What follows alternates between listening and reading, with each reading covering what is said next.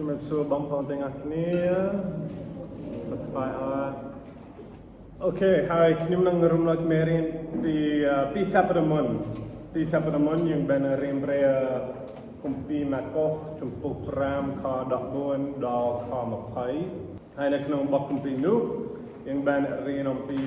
អ្វីដែលបានកើតឡើងបន្ទាប់ពីព្រះយេស៊ូវបានប្រោសបរិះម្នាក់ដែលពីដាមានអារ៉េចូលឲ្យជានៅក្នុងខ14យើងបានឃើញថាពួកអ្នកកងវិលជរូគេរត់ទៅក្នុងទីក្រុងហើយក្នុងស្រុកហើយពួកគេធ្វើអ្វីខ្លះពួកគេរៀបរាប់និងប្រកាសប្រាប់អំពីអ្វីដែលពួកគេបានឃើញហើយប្រជាជនឆ្លើយតបយ៉ាងណាពួកគេចាប់អារម្មណ៍ហើយពួកគេនាំគ្នាមកមើលអ្វីដែលបានកាត់ឡើងហើយពេលដែលពួកគេបានមកដល់ពួកគេឃើញអ្វីខ្លះពួកគេឃើញព្រះយេស៊ូវហើយនឹងបរិះម្នាក់ដែលពីដាមានអារ៉េចូលតែបរិះម្នាក់នេះមានលក្ខណៈយ៉ាងដូចម្ដេចជីវិតរបស់គាត់ត្រូវបានព្រះយេស៊ូវបំផ្លាស់បំប្រែគាត់ស្លៀកពាក់ខោអាវគាត់មានស្មារតីឡើងវិញហើយប្រជាជនមានអារម្មណ៍យ៉ាងម៉េចពួកគេមានសេចក្តីកាប់ខ្លាចពួកគេមិនធ្លាប់ឃើញអ្វីណាដូចនេះហើយនៅក្នុងខ17និងខ18យើងបានរៀនអំពីប្រតិកម្ម2ចំពោះព្រះយេស៊ូវដែលផ្ទុយពីគ្នាប្រតិកម្មទី1គឺជាប្រតិកម្មរបស់ប្រជាជនពួកគេមានប្រតិកម្មយ៉ាងម៉េចពួកគេចាប់ផ្ដើមអង្វរព្រះអង្គឲ្យចាកចេញពីស្រុករបស់ពួកគេហើយដល់ពួកគេធ្វើដូច្នេះប្រហែលពួកគេខឹងដោយសារការងាប់នៃសច្ចរុរបស់ពួកគេហើយពួកគេបន្ទោសព្រះយេស៊ូវថាទ្រង់បានសម្លាប់ចរុករបស់យើងហើយទ្រង់បានបំផ្លាញអាជីវកម្មរបស់យើងដូច្នេះទ្រង់ត្រូវតែចាក់ចេញពីស្រុករបស់យើងឬប្រហែលពួកគេមានហេតុផលផ្សេងយើងអត់ដឹងច្បាស់ទេប៉ុន្តែពួកគេចង់ឲ្យព្រះយេស៊ូវចាក់ចេញពីស្រុករបស់ពួកគេកាន់តែឆាប់កាន់តែល្អតែនៅក្នុងខ18យើងឃើញប្រតិកម្មទី2គឺជាប្រតិកម្មរបស់បរិះម្នាក់ដែលពីដាមានអារ៉េចូលគាត់មានប្រតិកម្មយ៉ាងម៉េចគាត់បានអង្វរព្រះយេស៊ូវសូមនៅជាមួយទ្រង់គាត់ចង់ក្លាយជាសិស្សរបស់ព្រះយេស៊ូវតែព្រះយេស៊ូវអនុញ្ញាតឲ្យគាត់នៅជាមួយទ្រង់បានទេអត់ទេព្រះយេស៊ូវមានផែនការផ្សេងសម្រាប់ជីវិតរបស់គាត់ព្រះយេស៊ូវមានព្រះបន្ទូលទៅកាន់គាត់ថាចូលទៅផ្ទះរបស់អ្នកនិងសាច់ញាតិរបស់អ្នកហើយរៀបរាប់ប្រាប់ពួកគេអំពីការទាំងអស់ដែលព្រះម្ចាស់បានធ្វើសម្រាប់អ្នកនិងបានមេត្តាដល់អ្នកព្រះយេស៊ូវចង់ឲ្យគាត់ផ្សាយដំណឹងល្អនៅក្នុងស្រុកកំណើតរបស់គាត់ហើយទោះបីជាគាត់ចង់នៅជាមួយព្រះយេស៊ូវក៏ដោយគាត់បានស្ដាប់បង្គាប់តាមព្រះយេស៊ូវអត់បាទស្ដាប់គាត់ស្ដាប់បង្គាប់តាមត្រង់គាត់ចាក់ចែងទៅនិងប្រកាសអំពីការទាំងអស់ដែលព្រះយេស៊ូវបានធ្វើសម្រាប់គាត់ហើយនេះជាលក្ខណៈនៃសិស្សពិតប្រាកដរបស់ព្រះយេស៊ូវសិស្សពិតប្រាកដរបស់ព្រះយេស៊ូវស្ដាប់បង្គាប់តាមត្រង់សូមបាយតែនៅពេលដែលព្រះយេស៊ូវសូមពួកគេឲ្យធ្វើអ្វីមួយដែលប្រឆាំងនឹងបំណងប្រាថ្នារបស់ពួកគេក៏ដោយអូខេដូច្នេះពីសប្តាហ៍មុនយើងបានបញ្ចប់នៅខ20ហើយថ្ងៃនេះយើងនឹងបន្តរៀនព្រះគម្ពីរម៉ាកុសជំពូក5ខ ខ21ដល់ខ34ជារឿងថ្មីនៅក្នុងកម្មគម្ពីរម៉ាកុបមានសំណួរអំពីមេរៀនពីសព្ទមុន Well, let's turn to Mark chapter 5 verses 21 to 34. ចាឥឡូវនេះសូមបងប្អូនទាំងអស់គ្នាបានបើកទៅកាន់ព្រះគម្ពីរម៉ាកុសចំពុក5ពីខ21ដល់ខ34 In this passage, we'll learn about two different people who had great needs. ចានៅក្នុងបទគម្ពីរនេះផងដែរបងប្អូនទាំងអស់គ្នាយើងនឹងសិក្សាជាមួយគ្នាអំពីមនុស្សពីរប្រភេទដែលពួកគេមានតម្រូវការពីរខុសៗគ្នា First, there is a desperate father named Jairus. ចាទី1គឺអំពីបុរសម្នាក់ដែលជាឪពុកម្នាក់ដែលកំពុងតែអស់សង្ឃឹមមែនទែនហើយគាត់ឈ្មោះថាយ៉ៃរ៉ូ Second, there's a desperate woman who is sick. ចាហើយទី2នោះគឺយើងនឹងរៀនអំពីស្ត្រីម្នាក់ដែលគាត់អស់សង្ឃឹមដែរដែលគាត់ឈឺ Can somebody please read our passage for us in Khmer verses 21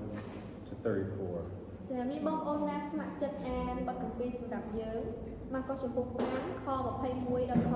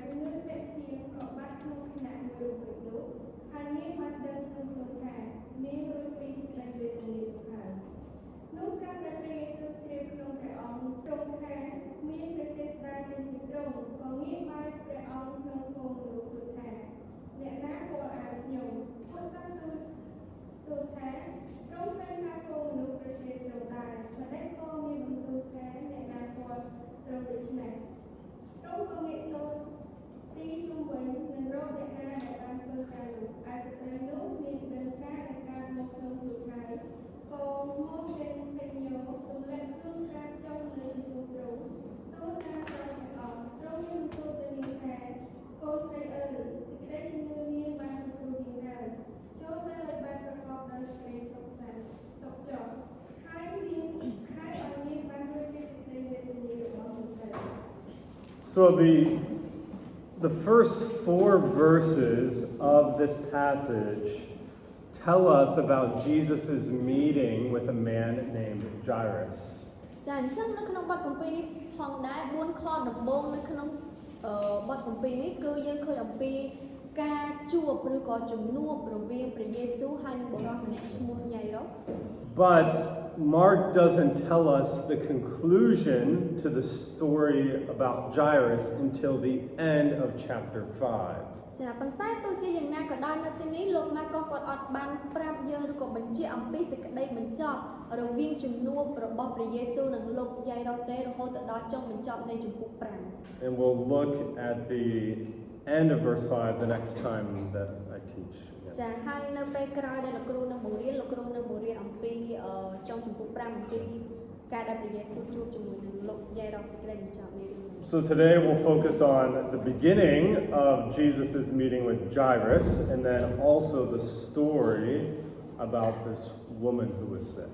ចាប៉ុន្តែសម្រាប់មេរៀនថ្ងៃនេះគឺយើងផ្ដោតសំខាន់ទៅលើជំនួបរវាងព្រះយេស៊ូវហើយនឹងលោកយ៉ៃរ៉ូហើយនៅអំពីរឿងអំពីស្ត្រីម្នាក់ដែលគាត់ឈឺអស់រយៈពេលជាច្រើនឆ្នាំ Okay, so first in verse 21 Mark reminds us about the setting or the scene of this story. ចាដំបូងឡើយគឺនៅក្នុងខ21លោកម៉ាកុសគាត់បានបង្ហាញយើងអំពីឈុតឆាកឬក៏កាលអាកាសនៃដំណើររឿង Okay. He says, when Jesus had crossed again in the boat to the other side, a great crowd gathered about him, and he was beside the sea. កាលព្រះយេស៊ូវទ្រង់បានជិះទូកឆ្លងដល់ត្រើយម្ខាងវិញហើយក៏មានវងមនុស្សយ៉ាងធំប្រជុំគ្នាឯទ្រង់ហើយទ្រង់គង់នៅទីមាត់សមុទ្រ So remember, in our two last lessons, we saw Jesus,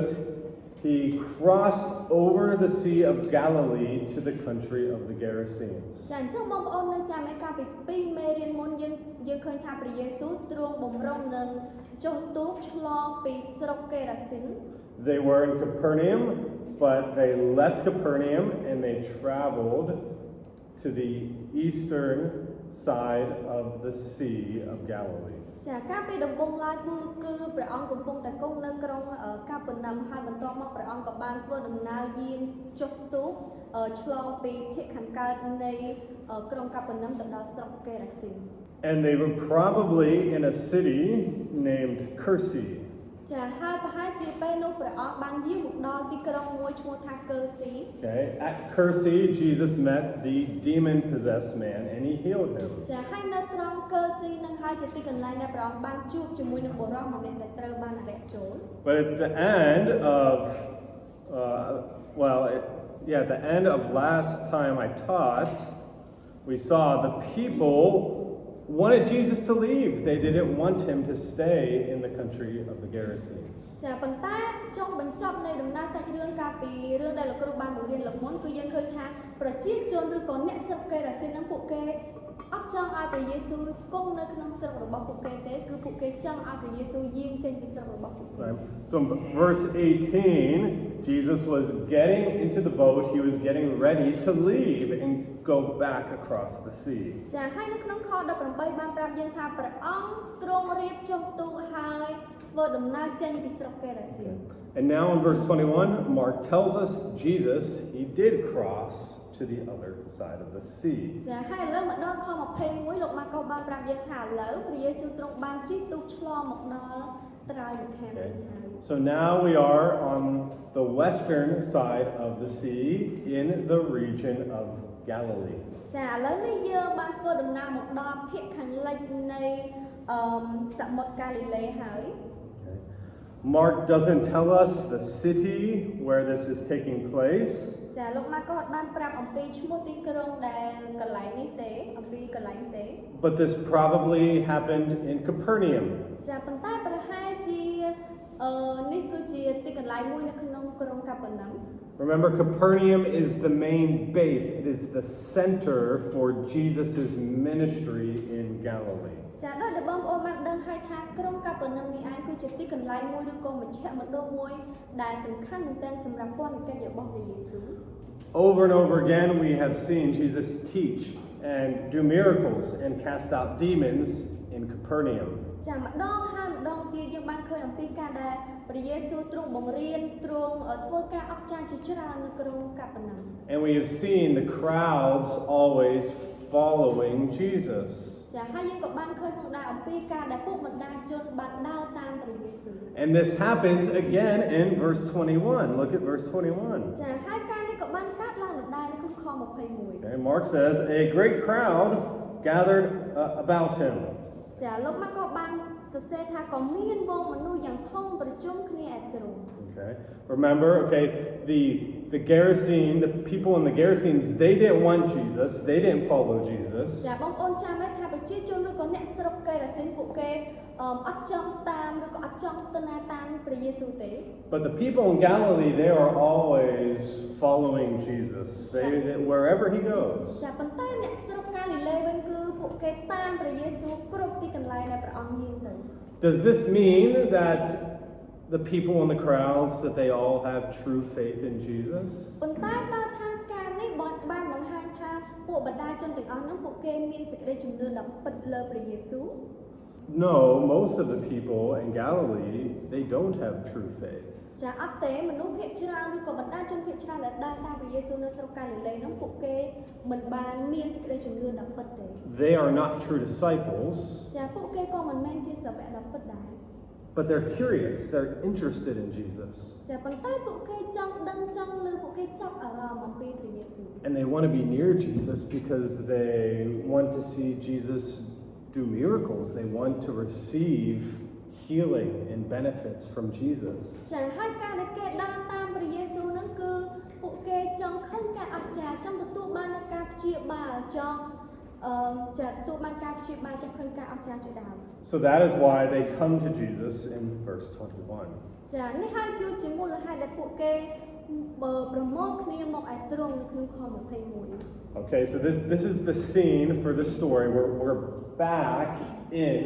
the region of Galilee. ចានេះគឺជាសាច់រឿងឥឡូវយើងត្រឡប់ទៅមើលដំណើររឿងដែលកើតឡើងនៅក្នុងស្រុកកាលីលេវិញម្ដង Okay. And the crowds are also back around Jesus. ចាហើយពួកបណ្ដាជនឥឡូវនេះក៏គេប្រមូលគ្នាមកឯព្រះយេស៊ូវវិញដែរ Well, next, Mark tells us about a man who comes to Jesus. ចាហើយបន្តមកទៀតលោកម៉ាកូគាត់បានប្រាប់យើងអំពីបុរសម្នាក់ដែលបានធ្វើដំណើរមកឯព្រះយេស៊ូវ Verse 22, Mark tells us that this man, his name was Jairus. ចានៅក្នុងខ22គឺបុរសម្នាក់នេះឈ្មោះយ៉ៃរ៉ូ And according to Mark, this man was a ruler in the synagogue. ចាហើយបើតាមអ្វីដែលលោកម៉ាកូគាត់បានសរសេរគឺបុរសម្នាក់នេះជាមេសាលាប្រជុំ Okay, who remembers what a synagogue ចា is? នេះបងប្អូនណាចាំទេថាតើសាលាប្រជុំជាអ្វី It's a building where Jews met together in order to pray and worship God. ចាសាលាប្រជុំគឺជាអគារមួយឬក៏ជាទីកន្លែងមួយដែលពួកយូដាគេជួបប្រជុំគ្នាដើម្បីនឹងអធិដ្ឋាន Okay, the synagogue is the center of religious activity for the Jew. ចាហើយសាលាប្រជុំនេះឯងគឺជាមជ្ឈមណ្ឌលយ៉ាងសំខាន់សម្រាប់សកម្មភាពខាងឯសាសនារបស់ពួកយូដា And remember, it was Jesus's pattern. He would go from one synagogue to a different synagogue and he would preach. ចាហើយនេះក៏ជាគំរូដដែលរបស់ព្រះយេស៊ូវដែរដែលថាព្រះអង្គបានធ្វើដំណើរពីសាលាប្រជុំមួយទៅសាលាប្រជុំមួយដើម្បីនឹងអធិប្បាយនៅព្រះបន្ទូល And at this time, each synagogue had multiple leaders. ចាហើយនៅសម័យនោះផងដែរនៅក្នុងសាលាប្រជុំនីមួយមានអ្នកដឹកនាំច្រើននៅក្នុងសាលាប្រជុំ The leaders, it's like a group of elders who would watch over and govern the synagogue. ចាហើយមេសាលាប្រជុំនោះប្រៀបដូចជាក្រុមចាស់តុងមួយក្រុមដែលពួកគេមានតួនាទីក្នុងការមើលថែរក្សាហើយនឹងគ្រប់គ្រងសាលាប្រជុំនោះឯង And they would help with the worship services. ចាហើយពួកគេក៏មានចំណែកនៅក្នុងការដែលជួយខាងការកម្មវិធីថ្វាយបង្គំផ្សេងៗ And this man named Jairus was one of these rulers in the synagogue. ចាហើយបុរសម្នាក់នេះគឺជាមេម្នាក់នៅក្នុងចំណោមមេសាលាប្រជុំផ្សេងទៀត Okay. And again, I think this story took place in Capernaum, so Jairus was probably a ruler in the synagogue at Capernaum. ចាអញ្ចឹងលោកគ្រូគិតថាដោយសារតែរឿងនេះកើតឡើងនៅក្នុងក្រុងកាប៉ឺណឹមអញ្ចឹងបានជាគាត់ជាប្រហែលជាមេសាលាប្រជុំនៅក្នុងក្រុងកាប៉ឺណឹម And if you were a ruler in the synagogue, you had a high position within society. ហើយបើសិនជានរណាម្នាក់ជាមេសាលាប្រជុំបានន័យថាគេម្នាក់នឹងជាម្នាក់ដែលមានឋានៈខ្ពស់នៅក្នុងសង្គម So Jairus was probably very well known. ចាលោកយាយរងនៅសម័យនោះប្រហែលជាគាត់ល្បីមែនទែនគេស្គាល់គាត់ច្រើន He maybe was very wealthy. ចាប្រហែលជាគាត់ជាម្នាក់ដែលមានទ្រព្យសម្បត្តិ He was definitely an important person. ចាហើយគាត់ប្រកាសថាគឺជាម្នាក់ដែលមានសារៈសំខាន់មែនទែន And what does he do in verse 22? ចាហើយតើនៅក្នុងខ22គាត់បានធ្វើអី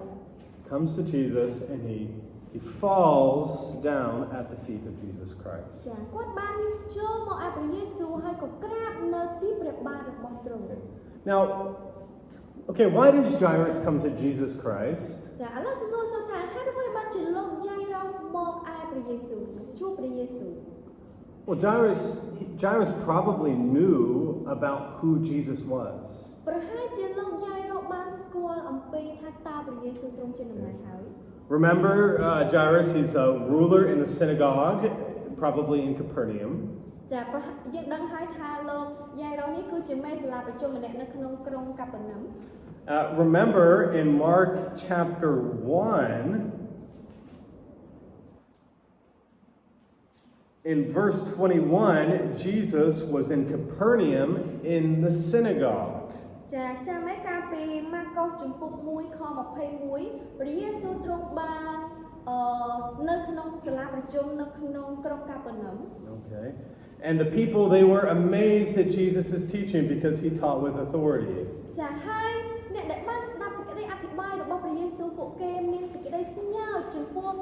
មេរៀនដែលព្រះអង្គបានបង្រៀន And then in chapter 3, Jesus was in the synagogue and he healed a man with a withered hand. ចាហើយនៅក្នុងម៉ាកុសជំពូក3ដដែលជំពូក 3, yes. ចាម៉ាកុសជំពូក3គឺព្រះយេស៊ូវទ្រង់បានប្រោសបរិសម្នាក់ដែលស្វិតដៃឬក៏ស្លាប់ដៃឲ្យបានជា So Jairus, maybe Jairus had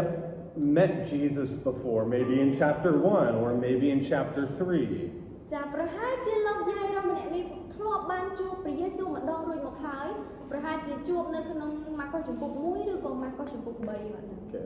We don't know for sure. ចាយើងអត់ដឹងច្បាស់ទេអត់ប្រកបទេ But Jairus definitely knew who Jesus was because Jesus' reputation had spread widely throughout the region. ប៉ុន្តែអ្វីដែលយើងដឹងច្បាស់នោះគឺថាលោកយាយរកប្រកាសជាស្គាល់ព្រះយេស៊ូវហើយដោយសារតែនៅពេលនោះព្រះយេស៊ូវទ្រង់ល្បីមែនតើ Right? Everybody knew Jesus does miracles. ចាគ្រប់គ្នាដឹងគ្រប់គ្នាស្គាល់ថាព្រះយេស៊ូវទ្រង់បានធ្វើការអស្ចារ្យ And so Jairus comes to Jesus in verse 22. ចាដូច្នេះនៅក្នុងខ22លោកយាយរកបានមកអាព្រះយេស៊ូវ Because he has heard, maybe he also saw with his own eyes what Jesus could do. ចាដោយសារតែគាត់ធ្លាប់បានលើអំពីព្រះយេស៊ូវឬក៏ប្រហែលជាគាត់ធ្លាប់បានឃើញផ្ទាល់ភ្នែកនៅអ្វីដែលព្រះយេស៊ូវទ្រង់បានធ្វើ Maybe Jesus can help me. ឬក៏គាត់ហើយគាត់អាចនឹងគិតថាព្រះយេស៊ូវអាចនឹងជួយខ្ញុំបាន And notice that Jairus, he falls down at Jesus' feet. ចាយើងឃើញថាលោកយាយរកគាត់បានក្រាបនៅទីព្រះបាទរបស់ព្រះយេស៊ូវ Why does he do that? ហេតុអីបានជាគាត់ធ្វើបែបនេះ Does he have faith that Jesus is the Messiah? Is he worshiping Jesus? តើគាត់បានជឿលើព្រះយេស៊ូវហើយគិតថាព្រះយេស៊ូវទ្រង់ជាព្រះមេស៊ីហើយមានសេចក្តីជំនឿលើព្រះអង្គ Probably not yet. ប្រហែលជាមិនទាន់ទេ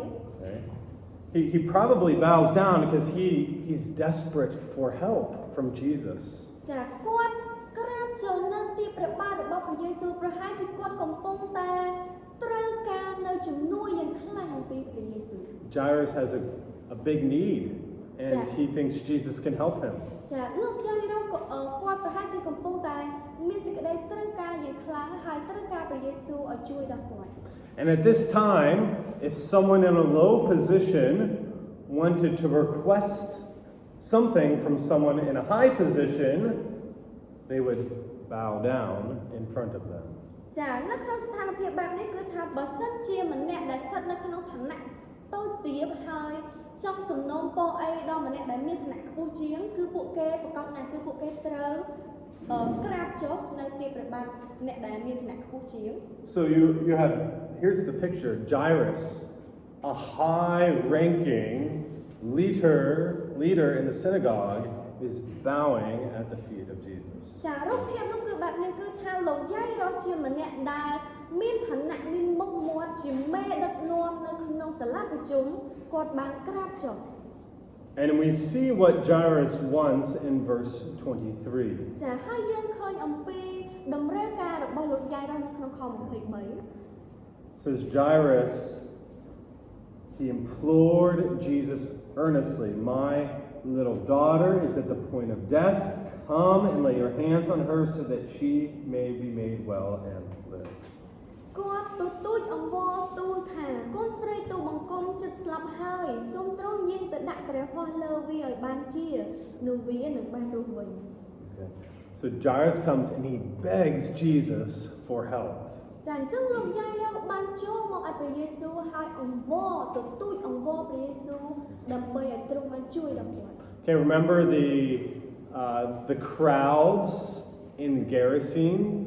They begged Jesus to leave. ចាបងប្អូនចាំមែនថាវងមនុស្សឬក៏អ្នកស្រុកកេរ៉ាស៊ីនពួកគេអង្វរព្រះយេស៊ូវឲ្យព្រះអង្គចាក់ចេញពីស្រុករបស់ពួកគេ And then the man who was healed by Jesus, he begged Jesus to stay with Jesus. ចាហើយបុរសម្នាក់ដែលព្រះយេស៊ូវបានប្រកាសនៅបានបណ្ដេញអារក្សចេញពីគាត់បានអង្វរឲ្យព្រះយេស៊ូវអាចអនុញ្ញាតឲ្យគាត់នៅជាមួយនឹងទ្រង់ And now this man Jairus, he begs Jesus to come and heal his daughter. ចាហើយឥឡូវនេះបុរសម្នាក់នេះឈ្មោះយ៉ៃរ៉ូនេះគឺគាត់អង្វរទទូចអង្វរព្រះយេស៊ូវឲ្យទ្រង់ប្រោះកូនស្រីរបស់គាត់ឲ្យបានជា It's the same, Mark is using the same word each time, begging for Jesus to do something. ចានេះគឺជាពាក្យដដែលដែលលោកម៉ាកូបានប្រើបង្ហាញអំពីការទទូចអង្វរឲ្យព្រះយេស៊ូវទ្រង់ជួយ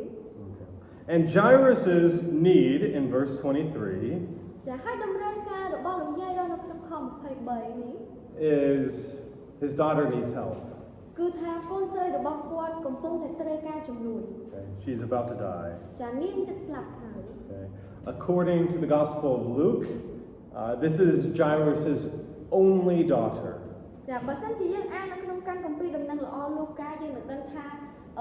កូនស្រីអ្នកនេះគឺជាកូនតែម្នាក់គត់របស់លោកយាយរស់ So he had one daughter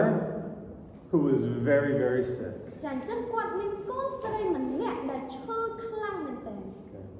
Okay. And how do you think Jairus felt? ចាហើយបងប្អូនគិតថាតើលោកយាយរស់គាត់មានអារម្មណ៍បែបណា Yeah, maybe sad, maybe scared. ចាប្រហែលជាខ្លាចហើយមានអារម្មណ៍អត់សប្បាយចិត្តក្រៀមក្រំ Because he's a loving father. ចាដោយសារតែគាត់ជាឪពុកម្នាក់ដែលមានសេចក្តីស្រឡាញ់ចំពោះកូនស្រីរបស់គាត់ He cares about his only daughter. ចាគាត់ខ្វល់ខ្វាយចំពោះកូនស្រីតែម្នាក់គត់របស់គាត់ Right? He wants her to live and have a long and happy life. ចាគាត់ចង់ឲ្យកូនស្រីរបស់គាត់រស់នៅហើយមានជីវិតយូរអង្វែង That's what I want for my kids. ចានេះក៏ជាអីដែលលោកគ្រូចង់ឲ្យកូនរបស់លោកគ្រូមានដែរ And he sees that she is sick. He doesn't know what to do for her, so he goes to Jesus. ចាហើយគាត់បានឃើញកូនស្រីរបស់គាត់ឈឺខ្លាំងហើយគាត់អត់ដឹងថាត្រូវធ្វើម៉េចគាត់ក៏បានចូលទៅឲ្យព្រះយេស៊ូវហើយសូមជំនួយពីព្រះអង្គ Maybe he asked other doctors to help her. Maybe not. We don't know. ប្រហែលជាគាត់ធ្លាប់រកគ្រូពេទ្យមកព្យាបាលកូនស្រីរបស់គាត់រួចហើយឬក៏គាត់អត់ធ្លាប់យើងអត់ដឹងដែរ But it seems like Jairus believes Jesus is able to help her. ចាប៉ុន្តែនៅទីនេះហាក់បីដូចជាលោកយាយរបស់គាត់ជឿថាព្រះយេស៊ូវអាចព្យាបាលកូនស្រីរបស់គាត់បាន No, because notice what he says at the end of verse 23. ចាអញ្ចឹងបងប្អូនក៏សង្កេតមើលអ្វីដែលគាត់បាននិយាយនៅក្នុងចុងខ23 Right? He says, "Come and lay your hands on her so that she may be made well and live." សូមទ្រង់យាងទៅដាក់ព្រះហស្ថលើវាឲ្យបានជានោះវានឹងបានរស់វិញ He believes if Jesus touches her,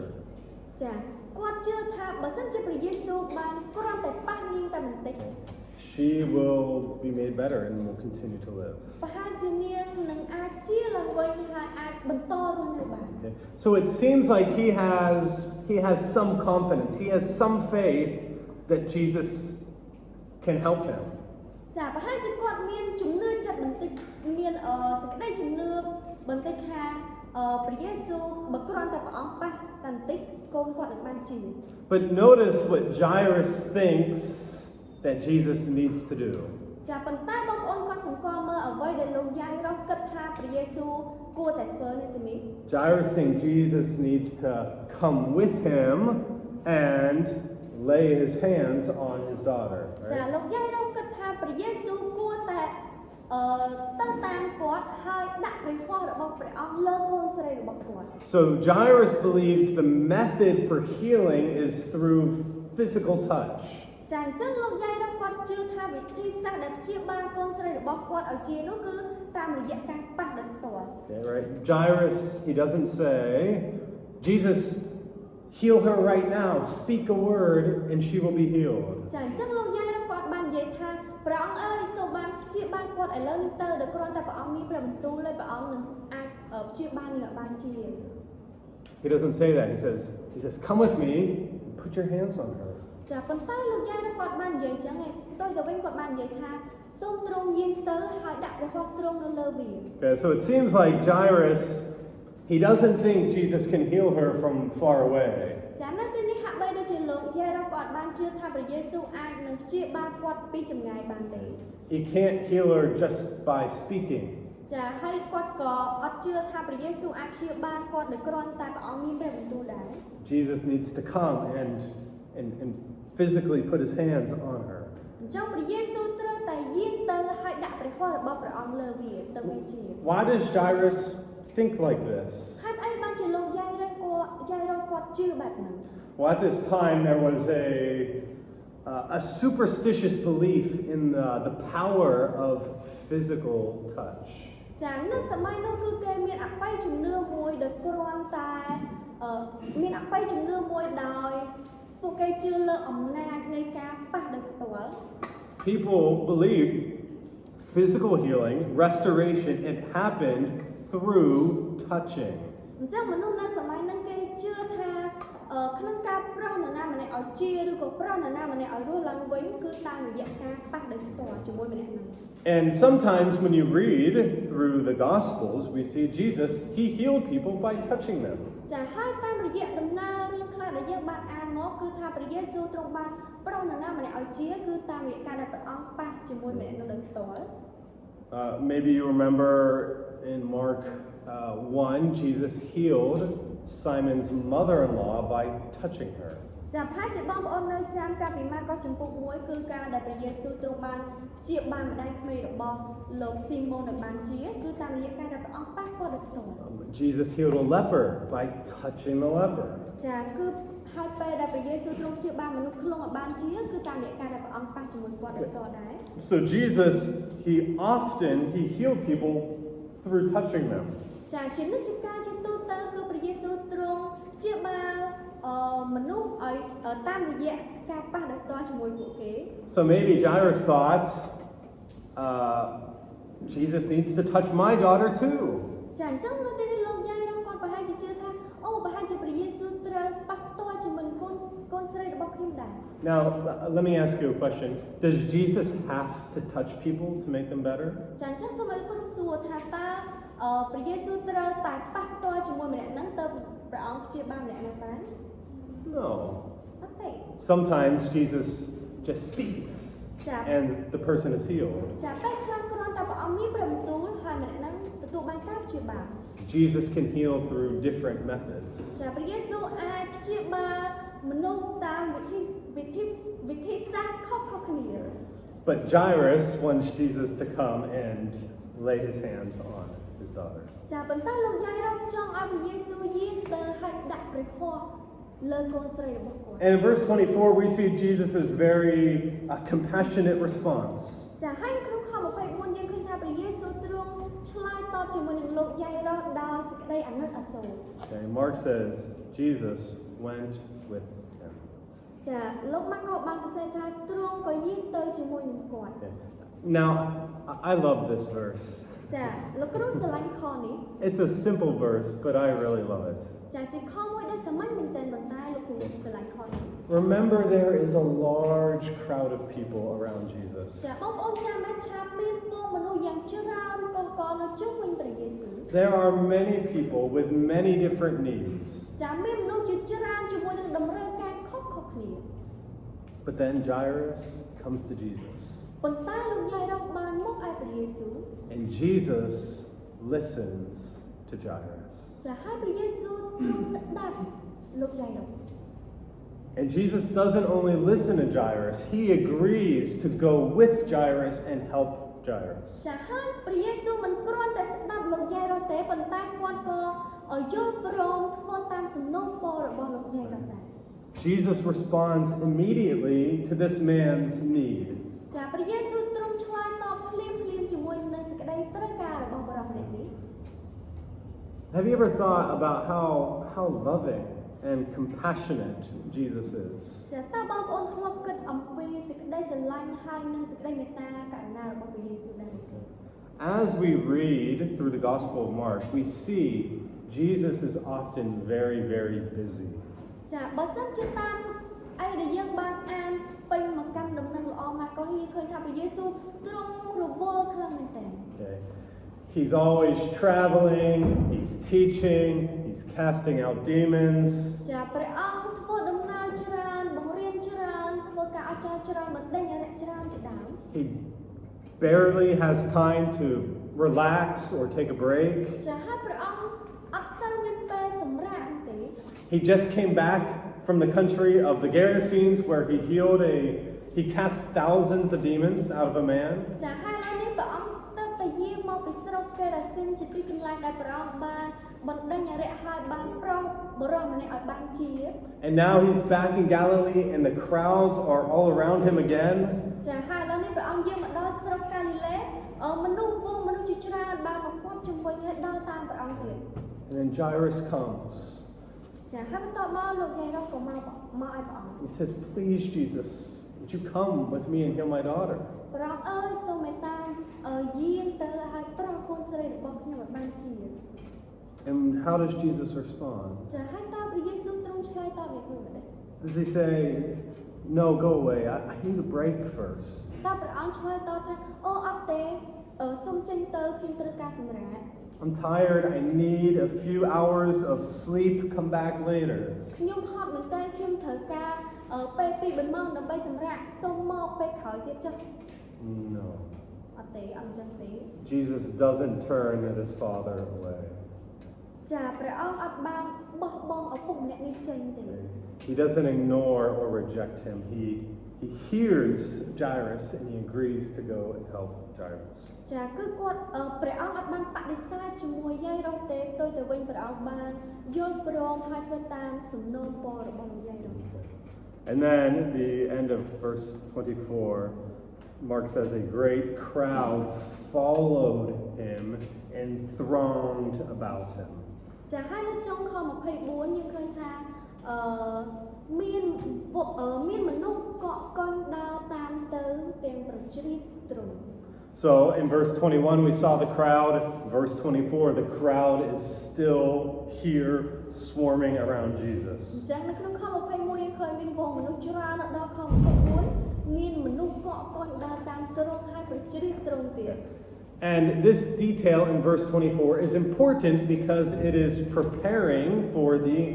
second story about the woman. ចាហើយព័ត៌មាននៅចុងខ24នេះគឺជាព័ត៌មានដែលសំខាន់ដោយសារតែព័ត៌មានមួយនេះបានរៀបចំឲ្យយើងឃើញអំពីចំណាត់ផ្ដើមនៃដំណើរសាច់រឿងមួយផ្សេងទៀតដែលកើតឡើង And in verse 25 that is what happens. ចាហើយនៅក្នុងខ25ជារឿងមួយផ្សេងទៀតដែលបានកើតឡើង Mark stops telling us about Jairus and he changes his focus to a new person named, we don't know her name, a desperate woman. ចាអញ្ចឹងលោកម៉ាកក៏គាត់បានឈប់និយាយរាយរាប់ប្រាប់អំពីដំណើររឿងលោកយាយរឿងទៀតហើយអញ្ចឹងគាត់បានចាប់ដើមនិយាយរឿងថ្មីមួយទៀតអំពីស្ត្រីម្នាក់ដែលអស់សង្ឃឹមដែរ And from verses 25 to 34 he will focus on the story about this woman and Jesus. ចាហើយពីខ25ដល់ខ34យើងឃើញថាលោកម៉ាកក៏គាត់ផ្ដោតសំខាន់ទៅលើស្ត្រីម្នាក់នេះហើយនឹងព្រះយេស៊ូវ And then in verse 35, which we will look at next time I teach, Mark returns to the story about Jairus. ចាហើយនៅពេលក្រោយដែលលោកគ្រូនឹងមករៀនទៀតនៅក្នុងខ35យើងឃើញថាលោកម៉ាកក៏គាត់បានបន្តសាច់រឿងរបស់លោកយាយរស់ហើយនឹងព្រះយេស៊ូវបន្តទៀត But today we're going to focus on this second person, this woman who was sick with the disease. ចាអញ្ចឹងយើងនឹងមើលសាច់រឿងមួយទៀតដែលសាច់រឿងនេះនិយាយអំពីស្ត្រីម្នាក់ដែលឈឺ We learn about her in verses 25 and 26. ចាយើងមើលអំពីស្ត្រីម្នាក់នេះក្នុងខ25និងខ26 There was a woman who had a discharge of blood for 12 years and who had suffered under many physicians and had spent all that she had and was no better but rather grew worse. ច នោះមានស្ត្រីម្នាក់ឈឺធ្លាក់ឈាមអស់12ឆ្នាំមកហើយនាងបានឈឺសន្ធឹកនៅដៃគ្រូពេទ្យជាច្រើនហើយបានចំណាយទ្រព្យសម្បត្តិទាំងប៉ុន្មានតែមិនបានគ្រាន់បើសោះជំងឺនោះកាន់តែខ្លាំងឡើងវិញ Okay, we don't know her name. ចាយើងអត់ស្គាល់ឈ្មោះស្ត្រីម្នាក់នេះទេ Mark only says a woman. ចាលោកម៉ាកុសគាត់គ្រាន់តែប្រាប់យើងថាជាស្ត្រី And he describes her condition. ចាហើយគាត់បានពិពណ៌នាប្រាប់អំពីស្ថានភាពរបស់ស្ត្រីម្នាក់នេះ She had a discharge of blood. ថាគាត់មានជំងឺធ្លាក់ឈាម Okay, we don't know many details about this illness. ចាយើងអត់បានដឹងព័ត៌មានច្រើនទាក់ទងជំងឺមួយនេះទេ What we do know is that this disease would have made her unclean within Jewish society. ចាអ្វីដែលយើងដឹងនោះគឺថាជំងឺនេះបានធ្វើឲ្យគាត់คล้ายទៅជាស្ត្រីម្នាក់ដែលមិនស្អាតនៅក្នុងប្រពៃណីរបស់ពួកយូដា Okay, turn to the book of Leviticus, ចាសូមបងប្អូនទាំងអស់គ្នាបើកទៅកាន់លេវីវិន័យ chapter 15, ចំពុក15 verses 25 to 27. ខ25ដល់ខ27លេវីវិន័យចំពុក15ខ25ដល់ខ27ទីបងប្អូនអាន លេវីវិន័យចំពោះ15ខ25បើស្ត្រីណាតែឈាមពីយូរថ្ងៃខុសរដូវឬបើតែឈាមមកខុសរដូវនោះនាងត្រូវជាមិនស្អាតរាល់តែថ្ងៃដែលតែឈាមមកគ្រោកមកដូចជានៅវេលាដែលមានរដូវដែរបើនាងមិនស្អាតហើយគ្រប់ទាំងកំណេកណាដែលនាងដេកនៅក្នុងវេលាដែលតែឈាមនោះត្រូវទុកជាកំណេកដែលនាងដេកក្នុងការដែលមានរដូវដែរហើយគ្រប់ទាំងរបស់អ្វីដែលមានអង្គុយចុះនោះត្រូវជាមិនស្អាតដូចជាសេចក្តីស្មោះគ្រោកនៅរដូវនេះដែរបើអ្នកណាប៉ះពាល់នឹងរបស់ណាមួយនោះអ្នកនោះក៏មិនស្អាតដែរត្រូវឲ្យបោកសម្លៀកបំពាក់ខ្លួនហើយនឹងទឹកចេញរួចនៅជាមួយនៅជាស្អាតរហូតដល់ពេល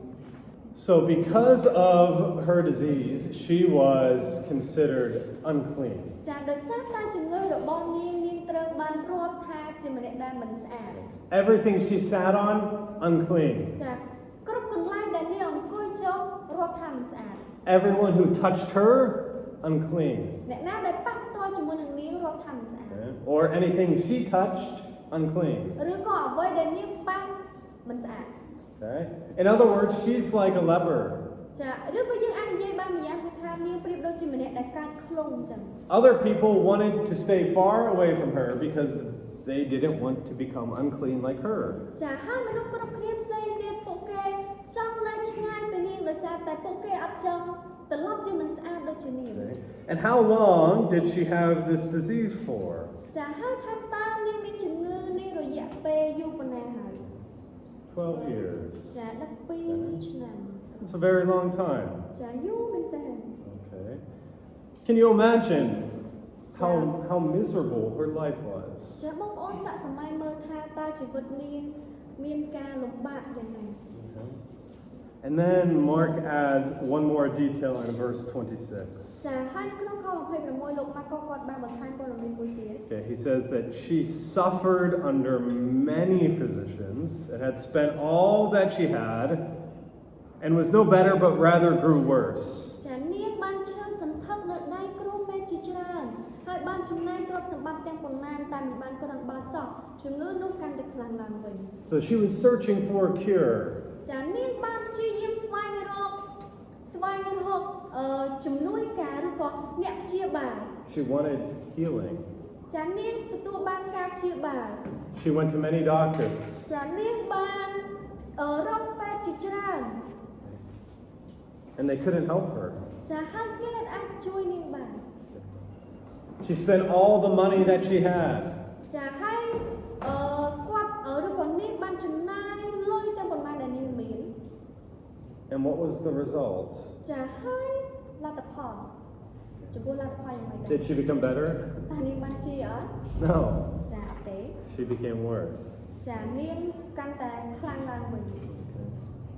Can you imagine, again, how this woman felt? ចាបងប្អូនសាកសម័យមើលថាតើស្ត្រីម្នាក់គាត់មានអារម្មណ៍យ៉ាងម៉េច I would probably be angry with the doctors. បើលោកគ្រូវិញប្រហែលជាខឹងខ្លាំងមែនទែនជាមួយពេទ្យជាមួយដុកទ័រអីហ្នឹង Okay, why can't they help me? ចាហេតុអីបានជាពេទ្យអត់អាចជួយខ្ញុំបាន And probably sad and desperate and hopeless as well. ចាប្រហែលជាក្រៀមក្រំអស់សង្ឃឹមដូចគ្នា Okay? How would you feel if you spent all of your money to try to get better? ចាចំពោះបងប្អូនវិញបងប្អូនមានអារម្មណ៍យ៉ាងម៉េចដែរបើសិនជាបងប្អូនព្យាយាមព្យាបាលជំងឺរហូតអស់លុយពីខ្លួន But you didn't become better, you only became worse. ប៉ុន្តែអត់ទទួលបានការល្អប្រសើរបានការធូរស្រាលសោះមានតែខ្លាំងឡើងវិញ You wouldn't be happy. ចាអត់សប្បាយទេ Okay. Probably discouraged, hopeless. ចាបាក់ទឹកចិត្តហើយអស់សង្ឃឹម So that is how Mark introduces this woman. ចានេះគឺជារបៀបដែលលោកម៉ាកគាត់បានបង្ហាញយកអំពីស្ត្រីនេះ But notice what happens next in verse 27. ប៉ុន្តែគាត់សង្កល់មើលអ្វីដែលបានកើតឡើងបន្តទៀតនៅក្នុងខ27 Okay. Mark says she heard reports about Jesus. ចានាងបានឮនិយាយអំពីព្រះយេស៊ូវ Okay. Remember, right? Jesus was well known within this region. ចាបងប្អូនចាំទេថាព្រះយេស៊ូវទ្រង់ជាម្នាក់ដែលល្បីនៅក្នុងតំបន់នេះមែនតើ The news about what Jesus was doing spread very quickly. អញ្ចឹងព័ត៌មានអ្វីដែលព្រះយេស៊ូវទ្រង់បានធ្វើគឺល្បីខ្ចោះខ្ចាយយ៉ាងលឿនរហ័ស And so she heard about who Jesus was and what he was doing. ចាហើយនាងក៏បានឮអំពីព្រះយេស៊ូវហើយអំពីអ្វីដែលព្រះអង្គកំពុងតែធ្វើដែរ And then she had a little hope. ចាហើយនាងមានសង្ឃឹមបន្តិច No doctors could help her. ចាអត់មានគ្រូពេទ្យណាអាចព្យាបាលនាងបាន Maybe Jesus can help me. ចាប៉ុន្តែប្រហែលជាព្រះយេស៊ូវអាចព្យាបាលនាងបាន And so, according to Mark, she comes up behind Jesus in the crowd and touches his clothes. ចាអញ្ចឹងអីដែលលោកម៉ាកគាត់បានសរសេរគឺថានាងបានចូលមកឲ្យព្រះយេស៊ូវហើយទៅពាល់នឹងព្រះពណ៌របស់ទ្រង់ And notice this woman, she's acting very quietly, very secretly. ចាហើយបងប្អូនគួរដឹងថាគាត់ស្ត្រីម្នាក់នេះគឺគាត់ព្យាយាមធ្វើយ៉ាងស្ងៀមស្ងាត់មែនទែនយ៉ាងសម្ងាត់មែនទែន Right? She doesn't say, hey Jesus, គាត់អត់បានទៅដល់និយាយថាព្រះយេស៊ូវI'm unclean.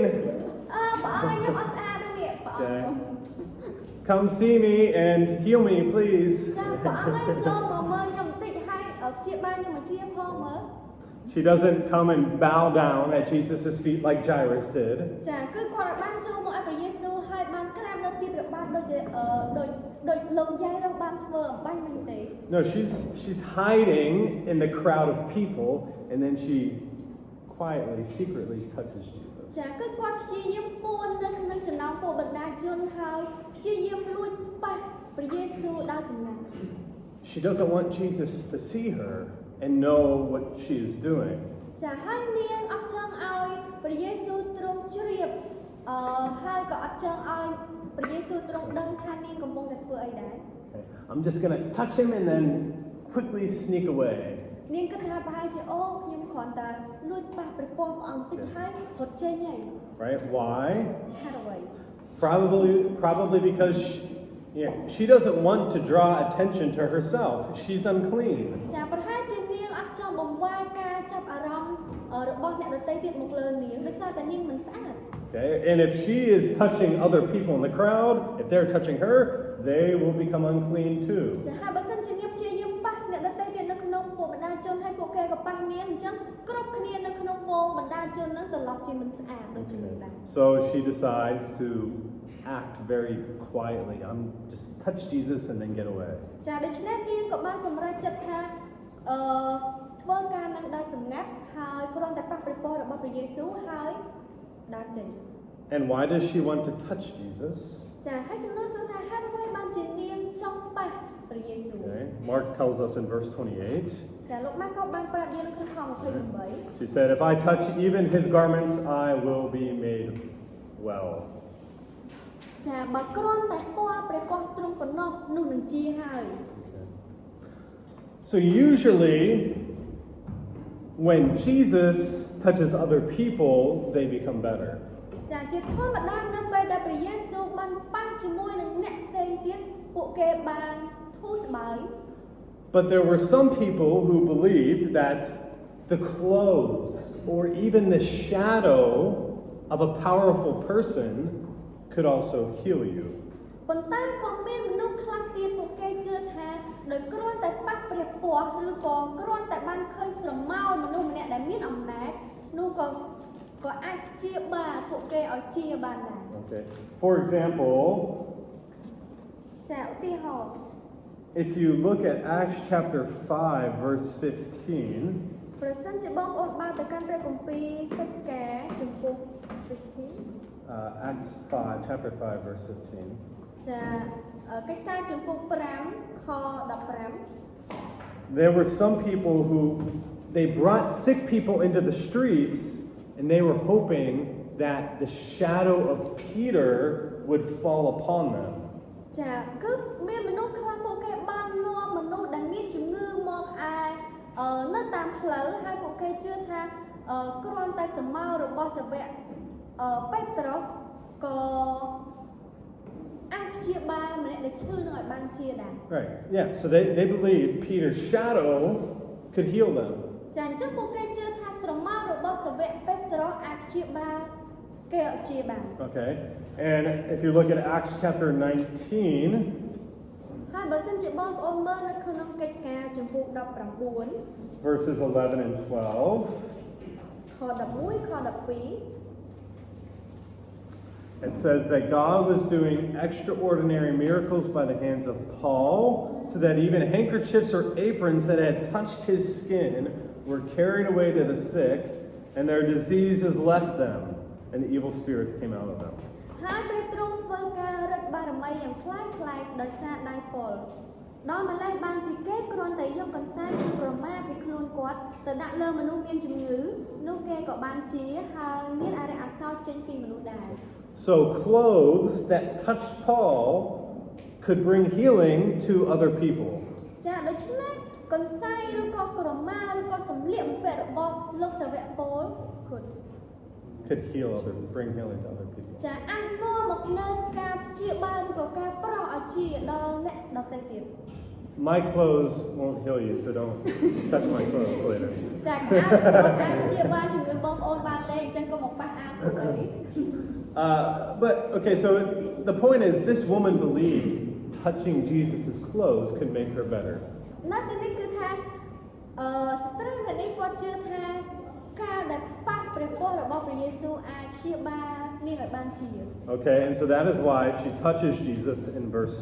27. ចានេះគឺជាមូលហេតុដែលនាងប៉ះព្រះយេស៊ូវនៅក្នុងខ27 And what is the result? What happens? ចាហើយអ្វីទៅគឺជាលទ្ធផលមានអីកាត់ឡើងបន្តទៀត Verse 29, she's healed immediately. ចានៅក្នុងខ29គឺថានាងបានជាមួយរំពេច Okay. Immediately the flow of blood dried up. She felt in her body that she was healed of her disease. ឯជំងឺធ្លាក់ឈាមក៏បាត់ក្នុងខណៈមួយរំពេចនោះហើយនាងបានដឹងក្នុងខ្លួនថានាងបានរួចពីសេចក្តីវេទនានោះហើយ Okay, remember, she was sick for 12 years. ចាបងប្អូនដឹងរួចមកហើយថានាងមានជំងឺនេះ12ឆ្នាំហើយ Now, one moment, she is immediately better. ចាហើយឥឡូវនេះក្នុងខណៈពេលមួយរំពេចមួយពពេចភ្នែកនាងបានជាហើយ Okay. Another display of the healing power of Jesus. ចានេះគឺជាការបង្ហាញឲ្យឃើញនៅអំណាចនៃការប្រោសឲ្យជាមួយទៀតរបស់ព្រះយេស៊ូវ She touched Jesus and her life was changed forever. ចានាងបានប៉ះព្រះយេស៊ូវហើយជីវិតរបស់នាងបានផ្លាស់ប្ដូររហូតទៅ And Mark says she felt in her body that she was better. ហើយលោកម៉ាកូគាត់បានប្រាប់យើងបន្ថែមទៀតថានាងដឹងក្នុងខ្លួនថានាងបានជាឬក៏នាងបានធូរស្បើយ And can you imagine how happy she must have been? ចាបងប្អូនអាចសាកសម័យមើលថាតើគាត់មានសេចក្តីអំណរឬក៏អរសប្បាយយ៉ាងណាទៅ And after waiting for 12 years, she was finally better. ចាបន្ទាប់ពីការរងចាំអស់រយៈពេល12ឆ្នាំនៅទីបំផុតនាងក៏បានជាវិញ But the story doesn't end in verse 29. ចាប៉ុន្តែរឿងនេះអត់បាន 9 ទៅ She wanted to touch Jesus and sneak away, ចានាងចង់ប៉ះព្រះយេស៊ូវបន្តិចហើយរត់ចេញដោយស្ងាត់ៗ but Jesus doesn't let her get away. ចាប៉ុន្តែព្រះយេស៊ូវអត់អនុញ្ញាតឲ្យនាងចេញទៅស្ងាត់ៗទេ We see what happens in verse 30. In verse 30, Mark says, Jesus, perceiving in himself that power had gone out from him, immediately turned about in the crowd and he said, "Who touched my garments?" ចានៅក្នុងខ30នោះស្រាប់តែព្រះយេស៊ូវទ្រង់ជ្រាបក្នុងព្រះអង្គទ្រង់ថាមានព្រះចេស្តាចេញពីទ្រង់ក៏ងាកបែរព្រះអង្គក្នុងវងមនុស្សសួរថាអ្នកណាពាល់អាវខ្ញុំ Now remember, okay, Jesus, he's surrounded by a large crowd of people. ចាចាំថាព្រះយេស៊ូវទ្រង់ព័ទ្ធជុំវិញទៅដោយវងមនុស្សយ៉ាងធំ Have you ever been in a large group of people? ចាបងប្អូនធ្លាប់នៅកណ្ដាលចំណោមមានវងមនុស្សច្រើន What happens? Usually you're bumping into each other and touching each ចា other. មានអីក៏ឡើងជាធម្មតានៅកណ្ដាលវងមនុស្សគឺតែងតែបុកគ្នាប៉ះគ្នាប្រជ្រៀតគ្នា So probably lots of people were bumping into Jesus. ចាអញ្ចឹងប្រហែលជាមានមនុស្សយ៉ាងច្រើនបានបុកព្រះយេស៊ូវអីអញ្ចឹងទៅជ្រៀតគ្នា But Jesus stopped because he knew that a special touch had taken place. ចាប៉ុន្តែភ្លាមនោះព្រះយេស៊ូវទ្រង់បានឈប់ដោយសារតែទ្រង់ជ្រាបទ្រង់ដឹងថាមានអ្វីពិសេសម្យ៉ាងដែលបាត់ចេញពីអង្គទ្រង់ Mark says he felt power come out of himself. ចាអញ្ចឹងលោកម៉ាកគាត់បានសរសេរថា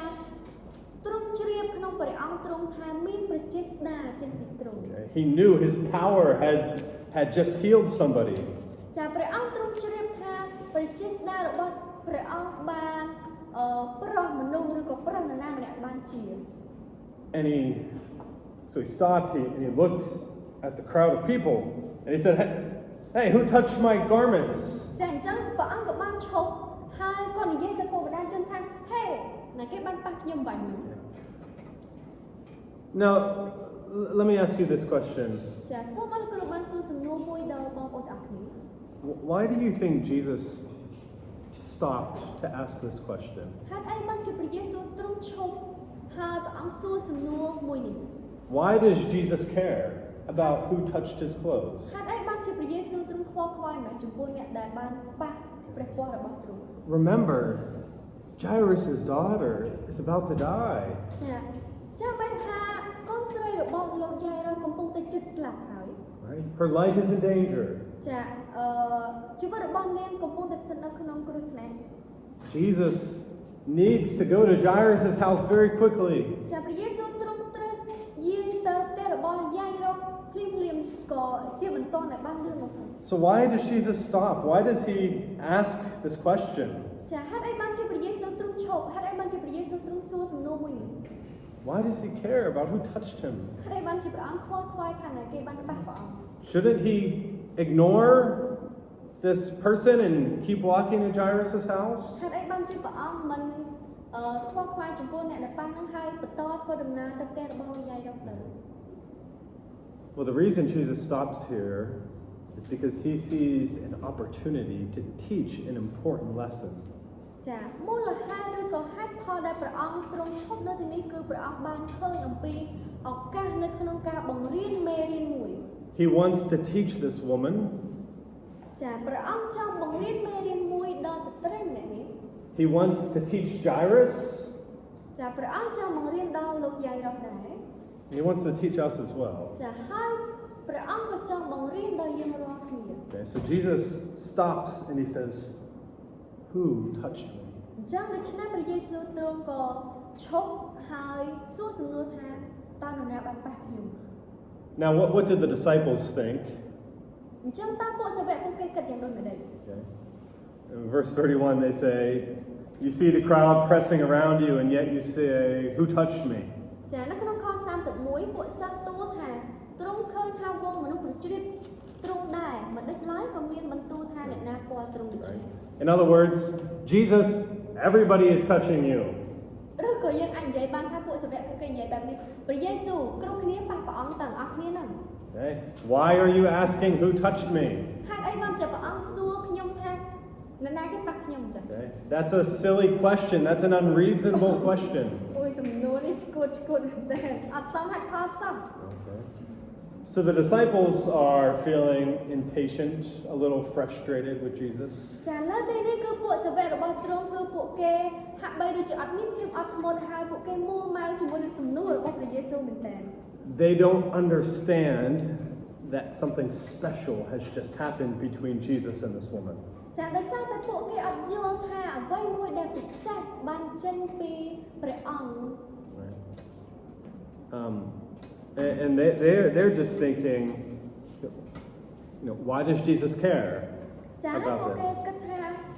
មិនបានព្រះយេស៊ូវទ្រង់ខ្វល់ខ្វាយជាមួយនឹងការហ្នឹង We're supposed to be going to Jairus' house to help him. ចាយើងគួរតែបន្តធ្វើដំណើរទៅផ្ទះរបស់លោកយាយរដើម្បីព្យាបាលកូនស្រីរបស់គាត់ Why is Jesus stopping right now to ask this question? ហេតុអីបានជាព្រះយេស៊ូវទ្រង់ឈប់ហើយសួរសំណួរមួយហ្នឹង Okay, and how do you think Jairus is feeling right now? ចាហើយបងប្អូនគិតថាតើលោកយាយរគាត់មានអារម្មណ៍យ៉ាងម៉េចនៅពេលហ្នឹង Okay. Maybe stressed, a little scared. អូស្ត្រេសហងភ័យហងកូនឈឺខ្លាំង Probably, Jesus, what are you doing? ចាហើយចង់សួរព្រះយេស៊ូវថាព្រះយេស៊ូវព្រះអង្គកំពុងតែធ្វើអីហ្នឹង I don't care who touched you, Jesus. Let's go to my house. ខ្ញុំមិនខ្វល់ថានរណាគេបានប៉ះព្រះអង្គទេ Right. គឺគ្រាន់តែទៅផ្ទះរបស់ខ្ញុំឲ្យលឿនទៅ Right? My daughter is about to die. We need to go quickly. ចាកូនស្រីរបស់ខ្ញុំជិតស្លាប់ហើយយើងត្រូវទៅឲ្យលឿន Right? But Jesus's plans are not always the same as our plans, ចា right? ប៉ុន្តែគម្រោងផែនការរបស់ព្រះយេស៊ូវមិនដូចជាមួយនឹងគម្រោងផែនការរបស់យើងនោះទេ Jesus' focus is not the same as the focus of the disciples. ចាអ្វីដែលព្រះយេស៊ូវទ្រង់ផ្ដោតសំខាន់គឺ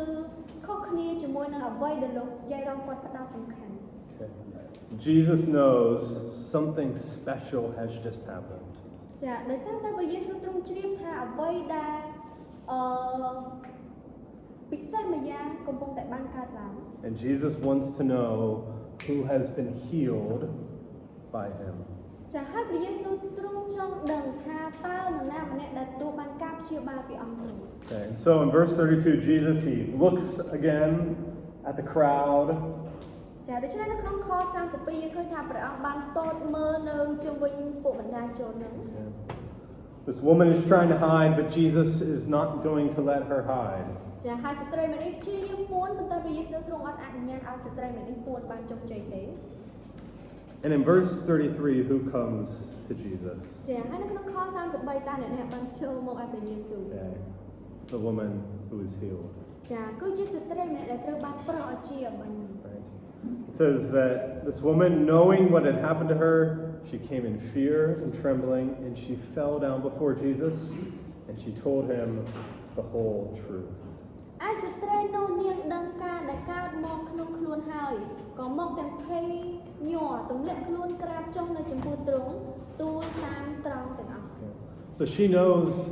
Jesus has made me better. ចាដោយសារតែនាងដឹងថាព្រះយេស៊ូវទ្រង់បានធ្វើឲ្យនាងឬក៏ប្រោសនាងឲ្យជា And she realizes Jesus is looking for me. ចាហើយនាងក៏ដឹងដែរថាព្រះយេស៊ូវទ្រង់កំពុងតែស្វែងរកនាង I am the one who touched Jesus. ចាខ្ញុំគឺជាម្នាក់ដែលបានប៉ះព្រះយេស៊ូវអំបញ្ញ Okay. And so she comes to Jesus. ចាដូច្នេះនាងក៏បានចូលមកឲ្យព្រះយេស៊ូវ And notice the manner, the way in which she comes to Jesus. ចាហើយបងប្អូនកត់សម្គាល់មើលអំពីអរិយាបថឬក៏របៀបដែលនាងចូលមកឲ្យព្រះយេស៊ូវ She comes in fear and trembling, and she falls down before Jesus. ចានាងចូលមកទាំងភ័យញ័រហើយទម្លាក់ខ្លួនក្រាបចុះនៅចំពោះទ្រង់ So she was feeling a little scared. ចានាងមានអារម្មណ៍ភ័យខ្លាច Why do you think she was scared? ហេតុអីបានជាបងប្អូនគិតថាគាត់ភ័យខ្លាច Well, one option is she was amazed at what Jesus just did for her and how Jesus healed her. ចាចំណុចទី1គឺប្រហែលជាមកពីនាងស្ញាញ់សរសើរចំពោះអ្វីដែលព្រះយេស៊ូវបានធ្វើជាមួយនឹងនាង Okay. Over and over again throughout the Gospel of Mark, we see people are amazed and they fear when they see Jesus' miracles. ចាម្ដងហើយម្ដងទៀតនៅពេលដែលយើងបានសិក្សាអំពីកាន់ដំណឹងល្អម៉ាកូននេះយើងឃើញថាមនុស្សគឺពួកគេមានភាពភ័យញ័រឬក៏ស្ញាញ់សរសើរចំពោះអ្វីដែលព្រះយេស៊ូវទ្រង់បានធ្វើ But a second option, she might be scared because she doesn't know what Jesus is going to do to her. ប៉ុន្តែចំណុចទី2នោះគឺថាមូលហេតុដែលនាងភ័យញ័រនេះគឺដោយសារតែនាងអត់ដឹងថាព្រះយេស៊ូវនឹងធ្វើយ៉ាងម៉េចចំពោះនាងបន្តទៀត Remember, she's unclean because of her discharge of blood. ចាបងប្អូនដឹងមកហើយថានាងជាម្នាក់ដែលមិនស្អាតដោយសារតែនាងជាម្នាក់ដែលធ្លាក់ឈាម And she just touched Jesus. ចាហើយនាងទៅតែបានប៉ះជាមួយនឹងព្រះយេស៊ូវ And in the Old Testament, if an unclean person touched you, what happened? ចាហើយដូចយើងបានអាននៅក្នុងកម្មគម្ពីរសញ្ញាចាស់បើសិនជាស្ត្រីឬក៏មនុស្សណាម្នាក់ដែលមិនស្អាតហើយបានប៉ះមនុស្សម្នាក់ទៀតមានអីកើតឡើង You also became unclean. ចាបានបើនរណាម្នាក់ដែលមិនស្អាតមកប៉ះយើងបានន័យថាយើងត្រឡប់ជាមិនស្អាតដែរ So maybe she's scared because she thinks, I made Jesus unclean. នាងភ័យខ្លាចប្រហែលជាដោយសារតែនាងគិតថានាងបានធ្វើឲ្យព្រះយេស៊ូវត្រឡប់ជាមិនស្អាត And she doesn't know what Jesus is going to do to her. ចាហើយនាងនឹងអត់ដឹងថាព្រះយេស៊ូវនឹងធ្វើយ៉ាងម៉េចចំពោះនាង Is Jesus going to embarrass her in front of the whole crowd? តើព្រះយេស៊ូវទ្រង់នឹងធ្វើឲ្យនាងខ្មាស់គេនៅចំណោមពួកមនុស្សយ៉ាងច្រើនបែបហ្នឹង Is Jesus going to punish her because she touched him? ឬក៏ព្រះយេស៊ូវនឹងដាក់ទោសនាងដោយសារតែនាងបានប៉ះដល់ទ្រង់ Right? She's not sure what Jesus is going to do. ចាដោយសារតែនាងអត់ដឹងហើយអត់ច្បាស់ថាព្រះយេស៊ូវនឹងធ្វើយ៉ាងម៉េចចំពោះនាង So she's feeling a little scared. ចាដូច្នេះហើយបានជានាងមានអារម្មណ៍ភ័យញ័រ But although she is scared, I want you to also see her courage. ចាប៉ុន្តែទោះបីជានាងភ័យញ័រយ៉ាងណាលោកគ្រូចង់ឲ្យបងប្អូនកត់សម្គាល់មើលអំពីភាពក្លាហានរបស់នាងនេះ Okay? She falls at Jesus' feet. ចានាងបានក្រាបចុះនៅទីព្រះបាទរបស់ព្រះយេស៊ូវ It's a picture of her humility. ចាគឺជារូបភាពបង្ហាញឲ្យឃើញអំពីការបន្ទាបខ្លួនរបស់នាង And then, what does she do? She tells Jesus the whole truth. ចាហើយបន្ទាប់មកនាងបានទូលតាមត្រង់ទាំងអស់ Okay? She doesn't keep anything secret. ចានាងអត់បានព្យាយាមលាក់រឿងអីណាមួយដូចពីមុនទៀតទេ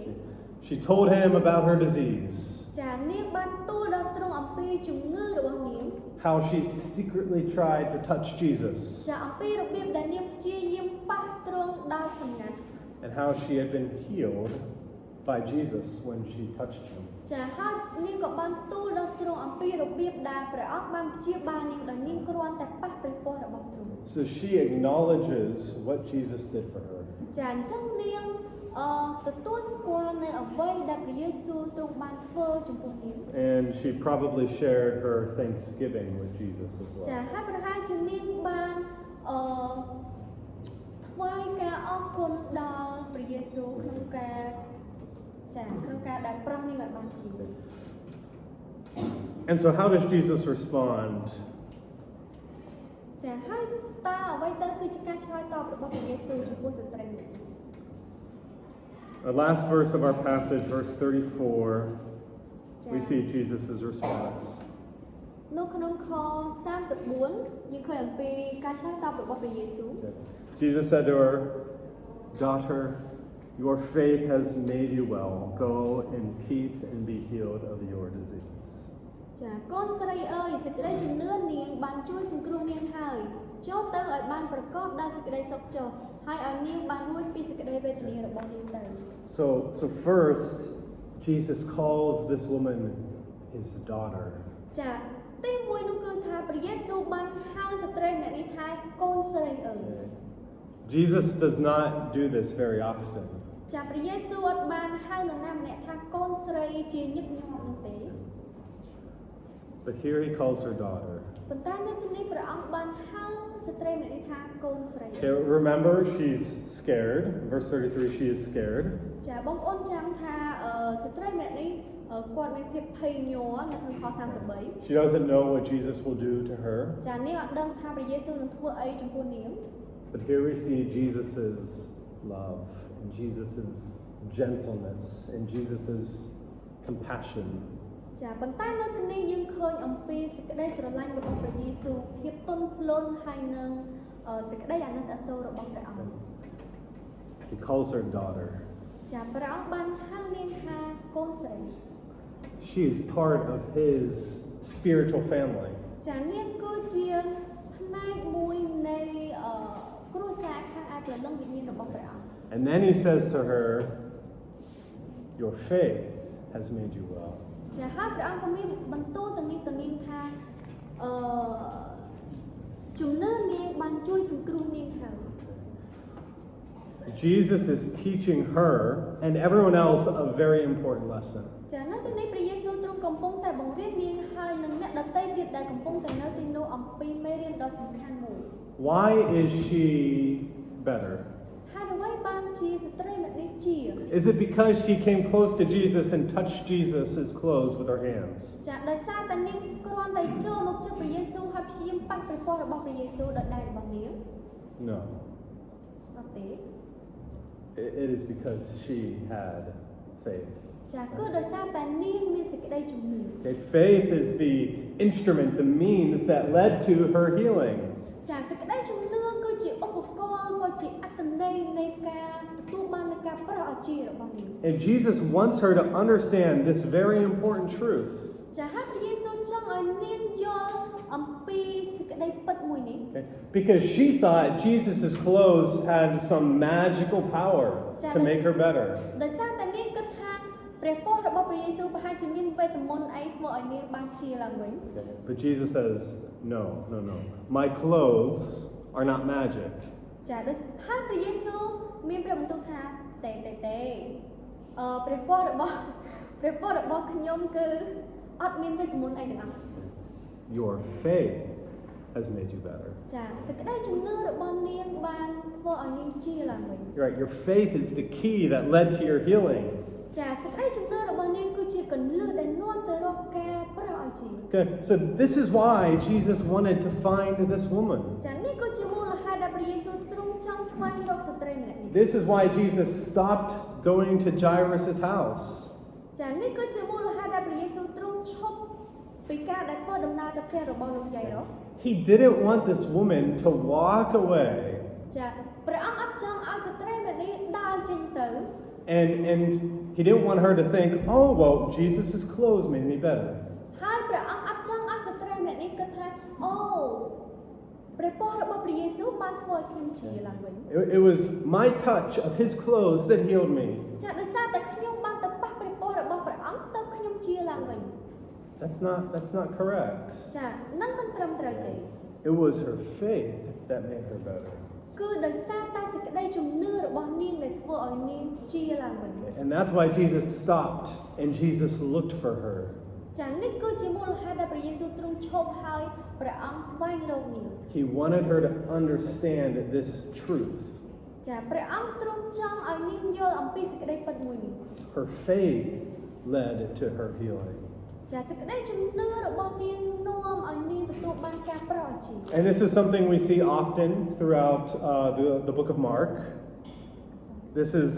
something we see often in the Bible and throughout the book of Mark. ចាហើយនេះក៏ជាអីដែលយើងបានមើលឃើញរួចមកហើយដែរនៅក្នុងកម្មគម្ពីរដំណឹងល្អម៉ាកុសនេះ Faith is connected with healing. ចាសេចក្តីជំនឿគឺតែងតែផ្សារភ្ជាប់ជាមួយនឹងការប្រោសជា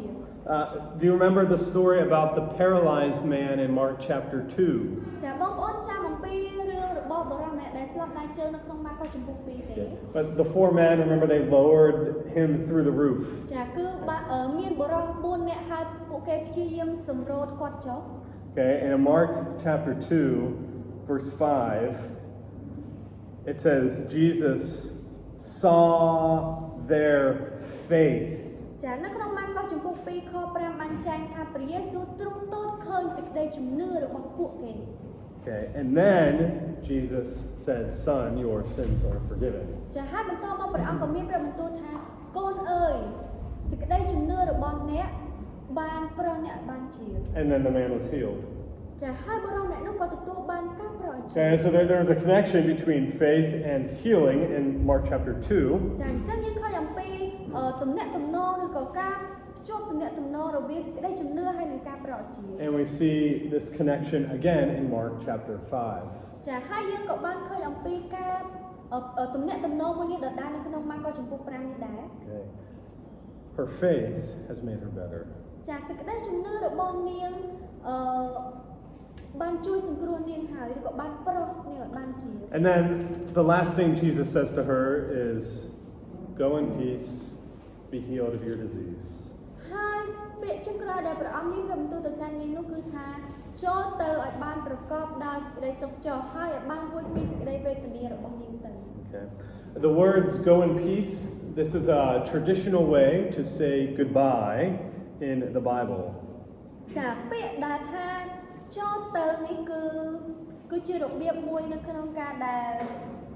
និយាយថាលាហើយឬក៏ជម្រាបលានៅក្នុងព្រះគម្ពីរ Okay. If you read the Old Testament, you can find these words a few different times. ចាបើសិនជាបងប្អូនអាននៅក្នុងការគម្ពីរសញ្ញាចាស់បងប្អូនអាចឃើញពាក្យនេះនៅកន្លែងខុសៗគ្នា Okay. And Jesus uses these words to say goodbye to this woman. ចាហើយព្រះយេស៊ូវទ្រង់បានប្រើពាក្យនេះគឺដើម្បីនឹងនិយាយជម្រាបលាទៅកាន់ស្ត្រីម្នាក់នេះ And it's a reminder to this woman about the peace that she now has in her life. ចាហើយក៏ជាសេចក្តីរំលឹកដល់ស្ត្រីម្នាក់នេះអំពីសេចក្តីសុខសាន្តដែលនាងមាននៅក្នុងជីវិតរបស់នាងដែរ Okay. And what is the nature of this peace? ចាហើយតើអ្វីទៅគឺជាធម្មជាតិនៃសេចក្តីសុខសាន្តនេះ Well, first, she has peace because she is healed. ចាទីមួយនោះគឺថានាងមានសេចក្តីសុខសាន្តដោយសារតែនាងបានប្រោសជាហើយ Right? She doesn't have a terrible life of sickness anymore. ចានាងអត់មានជីវិតដែលយ៉ាប់យ៉ឺនដែលមានជំងឺតទៅទៀតទេ She is no longer a social outcast that everybody wants to stay away from. ចាឥឡូវនាងមិនមែនជាម្នាក់ដែលសង្គមមិនទទួលស្គាល់សង្គមមិនរាប់រងដូចពីមុនទៀតទេ So she has peace within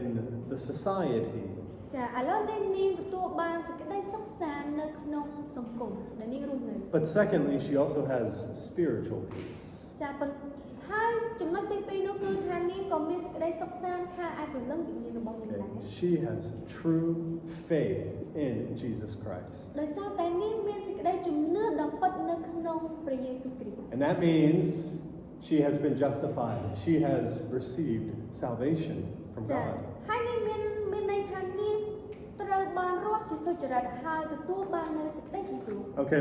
turn to Romans chapter 5, verse 1. ចាសូមបងប្អូនបើកទៅព្រះគម្ពីររ៉ូមជំពូក5ខ1រ៉ូមជំពូក5ខ The Apostle Paul says this, therefore, since we have been justified by faith, we have peace with God through our Lord Jesus Christ. លោកសាវកប៉ុលបាននិយាយយ៉ាងដូចនេះថាដូច្នេះដែលយើងរាល់គ្នាបានរាប់ជាសុចរិតដោយការជឿនោះឈ្មោះថាយើងបានមេត្រីនឹងព្រះដោយសារព្រះយេស៊ូវគ្រីស្ទ Okay. So faith leads to justification and peace with God. ដូច្នេះសេចក្តីជំនឿនាំមកនូវការរាប់ជាសុចរិតហើយនឹងសេចក្តីសុខសាន្តជាមួយនឹងព្រះជាម្ចាស់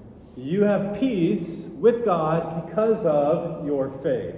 បងប្អូនទាំងអស់គ្នាមានសេចក្តីសុខសាន្តជាមួយនឹងព្រះជាម្ចាស់ដោយសារតែសេចក្តីជំនឿរបស់បងប្អូនទាំងអស់គ្នា And this woman in Mark 5 has experienced this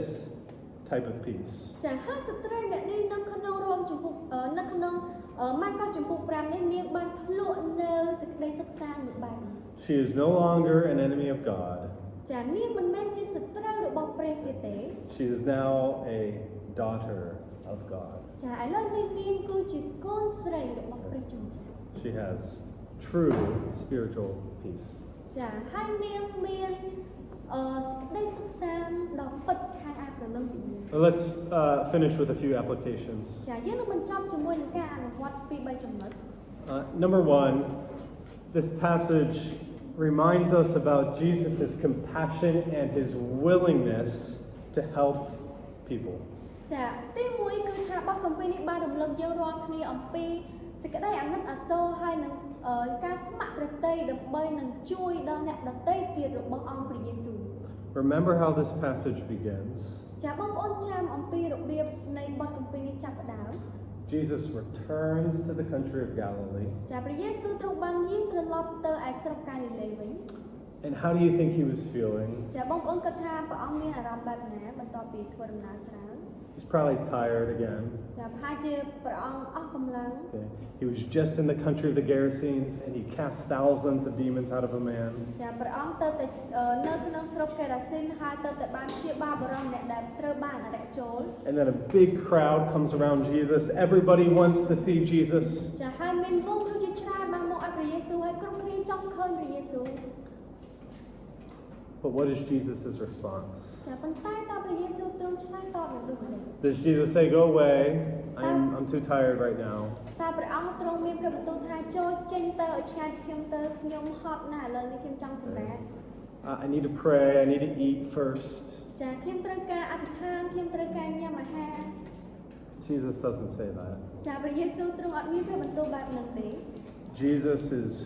willing to be with the people. ព្រះយេស៊ូវទ្រង់ស្ម័គ្រចិត្តក្នុងការដែលគង់នៅជាមួយនឹងពួកបណ្ដាជន And then a desperate father comes to Jesus, and Jesus is ready to help him. ចាហើយមានឪពុកម្នាក់ដែលគាត់កំពុងតែអស់សង្ឃឹមមែនទែនហើយបានចូលមកឲ្យព្រះយេស៊ូវ He didn't tell the father to go away. ចាគាត់បានដេញបរិសុទ្ធជាឪពុកនោះឲ្យចេញទេ He listened to the father, and he went with him. ចាព្រះអង្គទទួលសន្តាប់ហើយបាន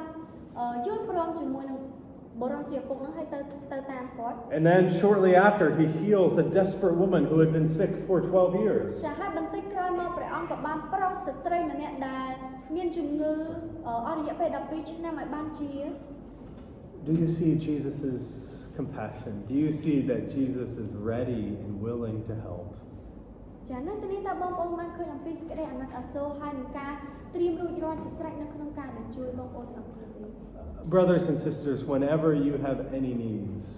Jesus is ready. He is willing to help you. ចាអញ្ចឹងបងប្អូនប្រុសស្រីទាំងអស់គ្នាព្រះយេស៊ូវទ្រង់ស្ម័គ្រព្រះハរតីទ្រង់ត្រៀមរួចរាល់ជាស្រេចនៅក្នុងការដែលជួយបំពេញសេចក្តីត្រូវការរបស់បងប្អូនរាល់គ្នា If you go to Jesus, បើសិនជាបងប្អូនទាំងអស់គ្នាចូលទៅឲ្យព្រះយេស៊ូវ He's not going to say to you, ព្រះអង្គអត់និយាយបែបនេះទៅកាន់បងប្អូនទេ "Oh, come back later. I'm too tired right អូ now." ចាំមកលើក្រោយមកឥឡូវខ្ញុំហត់ណាស់ He's always ready and available for us. ចាព្រះអង្គតែងតែទំនេរសម្រាប់យើងរាល់គ្នា And we can come to Him anytime, just Yeah. like Jairus and this woman. ចាហើយយើងអាចចូលទៅឲ្យព្រះអង្គគ្រប់ពេលវេលាដូចជាលោកយាយរស់ហើយនឹងស្ត្រីម្នាក់នេះដែរ Secondly, number 2, ចាចំណុចទី2 this passage reminds us about the only source of true healing, which is Jesus Christ. ចាបទគម្ពីរនេះផងដែរក៏បានរំលឹកយើងអំពីប្រភពតែមួយដែលទទួលបាននៅការប្រោសឲ្យជាដ៏ពិតគឺមានតែនៅក្នុងអង្គព្រះយេស៊ូវគ្រីស្ទតែមួយអង្គប៉ុណ្ណោះ Okay, think about the woman in this passage. ចាសូមបងប្អូនទាំងអស់គ្នាបានគិតពិចារណាអំពីស្ត្រីម្នាក់នេះនៅក្នុងបទគម្ពីរដែលយើងបានរៀនអំពីមិញ She had been sick for 12 years. ចានាងបានឈឺអស់រយៈពេល12ឆ្នាំហើយ She went to many different doctors. ចានាងបានព្យាយាមទៅរកគ្រូពេទ្យជាច្រើន She went to a family clinic. She went to Royal Phnom Penh. She even went to Bangkok. ចាទៅពេទ្យខុសៗគ្នាដូចរៀបរាប់អំពីមិញ And the doctors couldn't help her. ចាហើយពេទ្យអត់អាចព្យាបាលគាត់បាន She spent all her money. ចាគាត់បានចំណាយចាយលុយទាំងអស់ទៅលើជំងឺរបស់នាង She still wasn't better. ចាហើយនាងនៅតែអត់គ្រាន់បើអត់ប្រសើរឡើងសោះ Only one person could help her, and that was Jesus. ចាហើយមានតែមនុស្សម្នាក់តែប៉ុណ្ណោះដែលអាចជួយគាត់បានម្នាក់នោះគឺជាអង្គព្រះយេស៊ូវគ្រីស្ទ In the world today, there are many people who are looking for true satisfaction and true peace. បងប្អូនទាំងអស់គ្នាយើងឃើញថានៅក្នុងលោកីនេះមានមនុស្សជាច្រើនពួកគេខិតខំព្យាយាមស្វែងរកនៅការគាប់ចិត្ត And they try many different things in this world to try to give themselves peace and satisfaction. ចាហើយពួកគេព្យាយាមរកអ្វីផ្សេងជាច្រើនយ៉ាងដើម្បីធ្វើឲ្យពួកគេទទួលបាននូវការគាប់ចិត្ត Some people might drink alcohol or do drugs. ចាមានមនុស្សខ្លះពួកគេផឹកស្រាឬក៏ប្រើប្រាស់គ្រឿងញៀន Some people try to make lots of money and gain lots of possessions. ចាហើយមានអ្នកខ្លះទៀតព្យាយាមរកលុយឲ្យបានច្រើនហើយសន្សំទ្រព្យសម្បត្តិ Some people try to be strong and always very healthy and fit. ចាហើយអ្នកខ្លះទៀតចង់ ខ្លាចជាម្នាក់ដែលខ្លាំងហើយមានសាច់ដុំអីចឹងទៅ Okay, people, we are all looking for peace and satisfaction and hope. ចាបងប្អូនទាំងអស់គ្នាមនុស្សទាំងអស់ព្យាយាមស្វែងរកអ្វីដែលអាចបំពេញចិត្តខ្លួនឯងបានហើយអ្វីដែលមានសង្ឃឹមហើយនឹងអាចនាំឲ្យយើងទាំងអស់គ្នាមានសេចក្តីសុខសាន្ត But this passage reminds us there is only one person who can give us true peace. ចាប៉ុន្តែតាមរយៈបទគម្ពីរនៅថ្ងៃនេះគឺមានតែម្នាក់ប៉ុណ្ណោះដែលអាចឲ្យបងប្អូននៅសេចក្តីសុខសាន្តដ៏ពិតបាន It's Jesus Christ. ចាគឺជាអង្គព្រះយេស៊ូវគ្រីស្ទ We must look away from the things of this world and we must look to Jesus Christ. ចាយើងគួរតែសម្លឹងមើលទៅឯព្រះយេស៊ូវហើយលះបង់ចោលអ្វីដែលនៅលោកីនេះ If we want to find true peace. បើសិនជាបងប្អូនទាំងអស់គ្នាចង់ស្វែងរកនៅសេចក្តីសុខសាន្តដ៏ពិត And then number 3, last application. ចាហើយចំណុចទី3សេចក្តីអនុវត្តចុងក្រោយ This passage reminds us about the importance of faith. ចាបទគម្ពីរនេះផងដែរក៏បានរំលឹកយើងរាល់គ្នាអំពីសារៈសំខាន់នៃសេចក្តីជំនឿ What made the woman better? ចាតើអ្វីដែលធ្វើឲ្យស្ត្រីម្នាក់នេះបានជាឡើងវិញ Jesus reminds her it's her faith that healed her. ចាព្រះយេស៊ូវទ្រង់បានរំលឹកដល់នាងថាគឺជាសេចក្តីជំនឿរបស់នាងដែលបានព្យាបាលនាងឲ្យបានជា Yes, it is true that she was healed after she touched Jesus. ចាជារឿងមួយដែលពិតប្រាកដណាស់ក្នុងការដែលថានាងទទួលបាននូវការប្រោសអាជីពបន្ទាប់ពីនាងបានប៉ះព្រះពស្ត្ររបស់ព្រះយេស៊ូវ But why did she touch Jesus? ចាប៉ុន្តែហេតុអ្វីបានជានាងប៉ះព្រះយេស៊ូវ Because she had faith. ចាដោយសារតែនាងមានសេចក្តីជំនឿ She believed Jesus can make me better. ចាដោយសារតែនាងជឿថាព្រះយេស៊ូវអាចព្យាបាលនាងបាន Okay? And throughout the whole Bible, we see the importance of faith. ចាអញ្ចឹងពេញមួយក្នុងពេញមួយព្រះគម្ពីរទាំងមូលយើងឃើញថាបានបង្ហាញយើងឃើញអំពីសារៈសំខាន់នៃសេចក្តីជំនឿ And Jesus, he affirms the importance of faith. ចាព្រះយេស៊ូវទ្រង់ក៏បានឲ្យតម្លៃហើយក៏បានបញ្ជាក់អំពី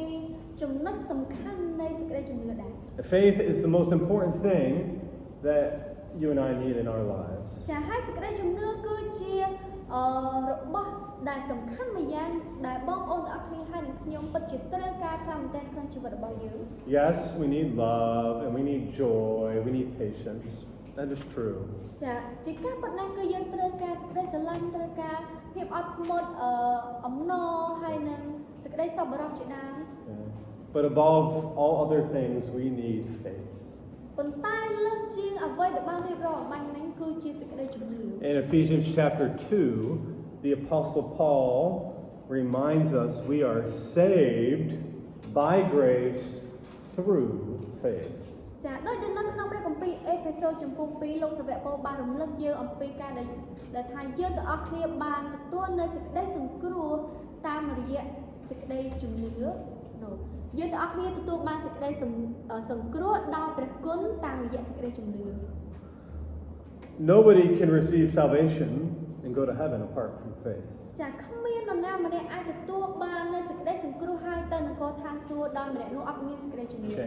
Faith is what connects us to Jesus. ចាសេចក្តីជំនឿគឺជាអ្វីមួយដែលភ្ជាប់យើងទាំងអស់គ្នាទៅរកព្រះយេស៊ូវ And throughout our lives on this earth, God has called us to walk by faith, not by sight. ចាហើយពេញមួយជីវិតរបស់យើងនៅលើផែនដីនេះគឺថាព្រះជាម្ចាស់ទ្រង់បានត្រាស់ហៅរបស់យើងត្រាស់ហៅយើងឲ្យដើរដោយសេចក្តីជំនឿមិនមែនដោយការមើលឃើញនោះទេ So we need to examine our own lives. ដូច្នេះយើងត្រូវការពិនិត្យមើលជីវិតរបស់យើងរៀងៗខ្លួន Do we have faith? តើយើងមានសេចក្តីជំនឿដែរឬទេ And we also need to pray that God would strengthen our faith and give us more and more faith. ចាហើយយើងក៏ត្រូវការអធិដ្ឋានទៅកាន់ព្រះជាម្ចាស់ដែរសូមឲ្យទ្រង់បានប្រទានកម្លាំងដល់យើងប្រទាននៅសេចក្តីជំនឿដល់យើងហើយក៏ដូចជាពង្រឹងនៅសេចក្តីជំនឿរបស់យើងជាមួយទ្រង់ដែរ